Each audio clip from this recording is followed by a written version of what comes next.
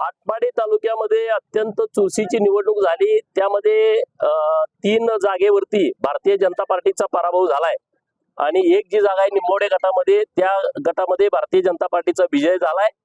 ज्या ठिकाणी आमचा पराभव झालाय त्या ठिकाणची सर्व जबाबदारी मी स्वतः इथलं लीडरशिप म्हणून मी घेतो आणि ज्या काही चुका झालेत त्या दुरुस्त करून आम्ही पुढे लोकांच्या मध्ये जाऊ, लोकांच्या कामामध्ये राहू। राज्यामधलं जिल्हा परिषद यश पाहता देवेंद्र आणि एकीकडे रवींद्र हे समीकरण पुन्हा यशस्वी झालं।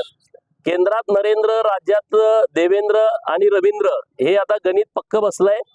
खरं तर अजितदादांचा दुर्दैवी निधन झाल्याच्या नंतर माननीय मुख्यमंत्री महोदयांनी कोणतीही सभा घ्यायची नाही असं ठरवलं।